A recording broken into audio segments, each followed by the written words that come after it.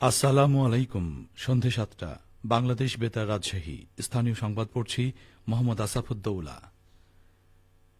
বিদ্যুৎ, জ্বালানি ও খনিজ সম্পদ মন্ত্রণালয় তরলীকৃত পেট্রোলিয়াম গ্যাস এলপিজি আমদানিতে মূল্য সংযোজন কর ১০% নিচে নামানোর সুপারিশ করেছে। একই সঙ্গে আমদানি পর্যায়ে ১৫% ভ্যাট ছাড় পুনঃপ্রবর্তনের প্রস্তাব দেওয়া হয়েছে। এ বিষয়ে প্রয়োজনীয় ব্যবস্থা গ্রহণে জাতীয় রাজস্ব বোর্ডকে চিঠি পাঠিয়েছে বিদ্যুৎ, জ্বালানি ও খনিজ সম্পদ মন্ত্রণালয়। এদিকে দেশব্যাপী অভিযান ও জরিমানার প্রতিবাদে সারা দেশের মতো রাজশাহীতেও এলপিজি সিলিন্ডার গ্যাস বিক্রি বন্ধ রেখেছেন ডিলার ও ব্যবসায়ীরা। আজ রাজশাহী নগরীর বিভিন্ন এলপিজি ডিপো ও খুচরা বিক্রেতাদের দোকানপাট বন্ধ থাকতে দেখা গেছে।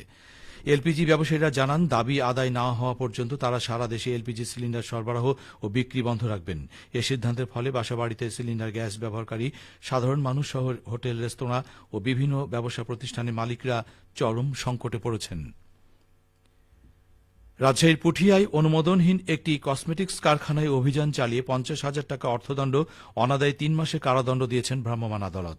আজ দুপুরে উপজেলার নয়াপাড়া এলাকায় ভ্রাম্যমাণ আদালতের অভিযানে সাফা কসমেটিক্স নামে ওই কারখানার মালিককে এই দণ্ড প্রদান করা হয়। ভ্রাম্যমাণ আদালতের নির্বাহী ম্যাজিস্ট্রেট ও পুঠিয়ার সহকারী কমিশনার ভূমি শিবুদাস জানান, কোন ধরনের সরকারি অনুমোদন ছাড়াই দীর্ঘদিন ধরে কারখানাটি ক্রিম ও লোশন উৎপাদন করে বাজারজাত করছিল। অভিযানে কারখানায় ব্যবহৃত বিভিন্ন মেশিনারিজ, কাঁচামাল ও প্রস্তুতকৃত ক্রিম লোশন জব্দ করা হয়। জব্দকৃত পণ্যগুলো পরীক্ষার জন্য সংশ্লিষ্ট কর্তৃপক্ষের কাছে পাঠানো হবে। দীর্ঘ ১৯ বছর পর বগুড়ায় আসছেন বিএনপির ভারপ্রাপ্ত চেয়ারম্যান তারেক রহমান। তারেক রহমানের আগমনকে ঘিরে পুরো বগুড়ায় চলছে সাজ সাজ রব।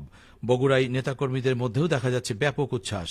এ নিয়ে এখন শুনুন আমাদের বগুড়া জেলা সংবাদদাতার একটি প্রতিবেদন।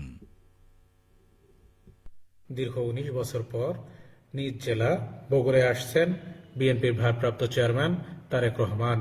তার আগমনকে ঘিরে জেলায় বইছে উৎসবের হাওয়া।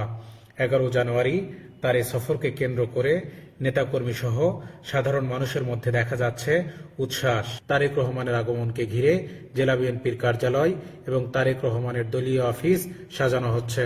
শহরের প্রধান প্রধান সড়ক, গুরুত্বপূর্ণ মোড়গুলোতে চলছে পরিষ্কার পরিচ্ছন্নতা ও সাজসজ্জার কাজ। উচ্ছ্বাসের কমতি নেই নেতাকর্মীদের মাঝেও।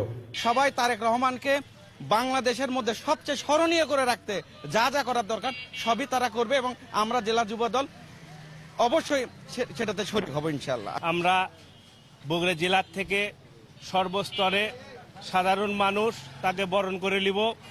আমরা আশা রাখছি উনি রাষ্ট্র ক্ষমতা গেলে বাংলাদেশ সহ বগুড়ায় উন্নয়ন করার জন্য ওনাকে আমরা জোর দাবি জানাই। বগুড়ার সর্বস্তরের জনগণ তারেক রহমানকে স্বাগত জানানোর জন্য প্রস্তুত আছেন বলে জানালেন বগুড়া জেলা বিএনপির সভাপতি রেজাউল করিম বাদশাহ। বিএনপির ভারপ্রাপ্ত চেয়ারম্যান দীর্ঘ ১৯ বছর পর বগুড়া আসবেন, আমরা তাকে বরণ করব, আমরা তাকে স্বাগত জানাবো।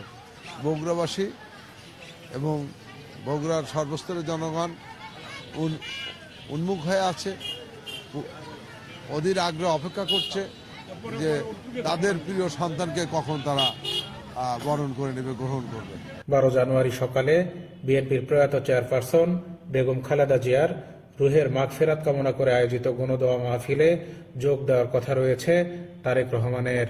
খোরশেদ আলম, বগুড়া জেলা সংবাদদাতা, বাংলাদেশ বেতার, রাজশাহী। চাঁপাইনবাবগঞ্জে শীতার্ত ক্ষুদ্র নৃগোষ্ঠীর মাঝে কম্বল বিতরণ করা হয়েছে। আজ দুপুরে বাবুডাইং গ্রামে অবস্থিত আলোর পাঠশালা প্রাঙ্গণে বিদ্যালয়ের শিক্ষার্থী, আশেপাশের সাঁওতাল জনগোষ্ঠীর ২৭০ জনের মাঝে এই কম্বল বিতরণ করা হয়।